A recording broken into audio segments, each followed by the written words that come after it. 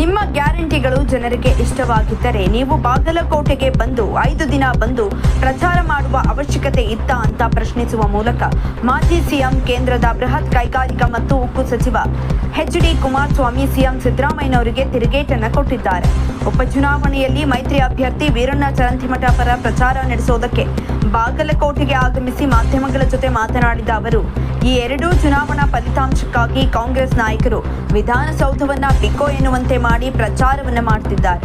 ಗ್ಯಾರಂಟಿಗಳು ಜನರಿಗೆ ತಲುಪಿದ್ರೆ ಇಷ್ಟೊಂದು ಪ್ರಚಾರ ಮಾಡುವ ಅಗತ್ಯ ಏನಿತ್ತು ಅಂತ ಪ್ರಶ್ನಿಸಿದ್ದಾರೆ.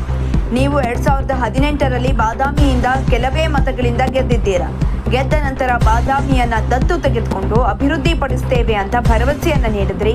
ಭರವಸೆ ಮಾತ್ರ ನೀಡಿ ಯಾವುದೇ ಕೆಲಸ ಮಾಡಿಲ್ಲ ಅಂತ ಸಿದ್ದರಾಮಯ್ಯ ಅವರನ್ನ ದೂರಿದ್ದಾರೆ. ಕೇಂದ್ರ ಸರ್ಕಾರ ಮತ್ತು ರಾಜ್ಯ ಸರ್ಕಾರ ಸಾಲವನ್ನ ಮಾಡಿದೆ. ಗ್ಯಾರಂಟಿ ಖರ್ಚಿಗಿಂತ ಸಾಲ ಹೆಚ್ಚು ಮಾಡಿದ್ದಾರೆ. ಖಜಾನೆ ತುಂಬಿಸ್ತೇನೆ ಅಂತ ಗ್ಯಾರಂಟಿಗೆ ಹಣ ನೀಡಿದ್ದಾರೆ. ಈ ದೇಶದ ಇತಿಹಾಸದಲ್ಲೇ ಈ ರೀತಿಯ ಬಜೆಟ್ ಯಾರೂ ನೀಡಿಲ್ಲ ಅಂತ ವಾಗ್ದಾಳಿಯನ್ನ ನಡೆಸಿದ್ರು. ನಾನು ಹಿಂದುಳಿದ ನಾಯಕ ಅಂತ ಸಿಎಂ ಹೇಳ್ತಿದ್ದಾರೆ. ಬೆಳೆಸಲು ಯಾರ ಶ್ರಮ ಇದೆ? 5 ವರ್ಷ ಹಿಂದೆಯೂ ಸಿಎಂ ಆಗಿದ್ರು. ಈಗ ನಮಗೇನು ಹೊಟ್ಟೆ ಕಿಚ್ಚಿಲ್ಲ. ಅವರ ಪಕ್ಷದವರಿಗೆ ಹೊಟ್ಟೆ ನೋವಿದೆ. ಅವರೇ ನೋಡ್ಕೊಳ್ಬೇಕು. 2013ರಲ್ಲಿ ಚುನಾವಣೆ ರಾಜಕೀಯ ನಿವೃತ್ತಿ ಮಾಡಿದ್ರು. ಈಗ ಕೊನೆ ಉಸಿರು ಇರೋವರೆಗೆ ಅಂತ ಹೇಳ್ತಿದ್ದಾರೆ ಅಂತ ವ್ಯಂಗ್ಯವನ್ನ ಮಾಡಿದ್ದಾರೆ.